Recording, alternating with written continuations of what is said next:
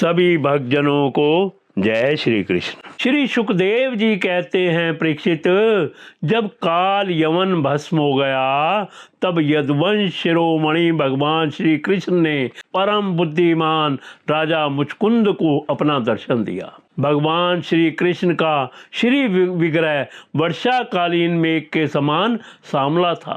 रेशमी पीताम्बर धारण किए हुए थे। वृक्ष स्थल पर श्री वत्स और गले में कौस्तुभ मणि अपना दिव्य ज्योति बिखेर रहे थे।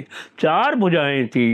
वैजयंती माला अलग ही घुटनों तक लटक रही थी। मुख कमल अत्यंत सुंदर और प्रसन्नता से खिला हुआ था। कानों में मकराकृति कुंडल जगमगा रहे थे। होठों पर प्रेम भरी मुस्कुराहट थी और नेत्रों की चितवन अनुराग की वर्षा कर रही थी। अत्यंत दर्शनीय तरुण अवस्था और मतवाले सिंह के समान निर्भीक चाल राजा मुचकुंद यद्यपि बड़े बुद्धिमान और धीर पुरुष थे, फिर भी भगवान की वह दिव्य ज्योतिमयी मूर्ति देखकर कुछ चकित हो गए। उनके तेज से हत प्रतिभा सक पका गए। भगवान अपने तेज से दुर्धर्ष जान पड़ते थे। राजा ने तनिक शंकित होकर पूछा।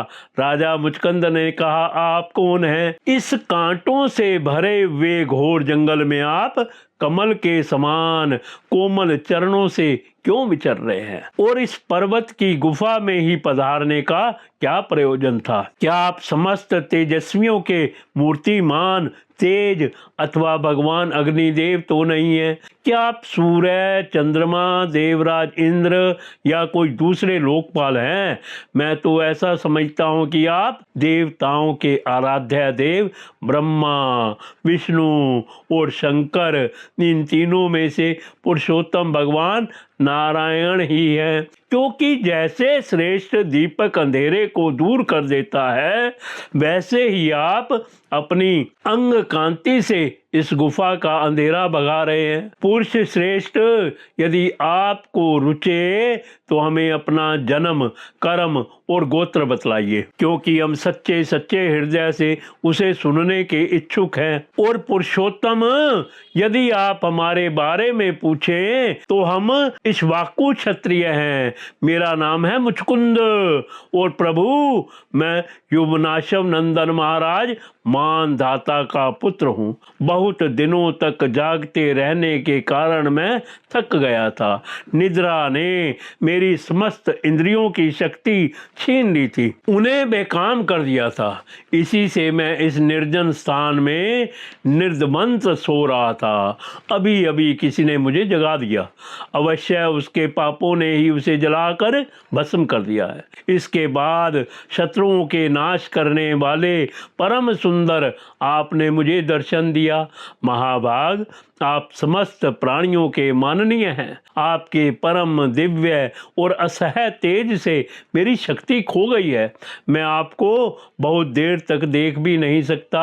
जब राजा मुचकुंद ने इस प्रकार कहा, तब समस्त प्राणियों के जीवन दाता भगवान श्री कृष्ण ने हंसते हुए मेघध्वनि के समान गंभीर वाणी से कहा। भगवान श्री कृष्ण ने कहा, प्रिय मुचकुंद, मेरे हजारों जन्म, कर्म और नाम हैं और वे अनंत हैं, इसलिए मैं भी उनकी गिनती करके नहीं बतला सकता। यह संभव है कि कोई पुरुष अपने अनेक जन्मों में पृथ्वी के छोटे छोटे धूल कणों की गिनती कर डाले, परंतु मेरे जन्म, गुण, कर्म और नामों को कोई कभी किसी प्रकार नहीं गिन सकता।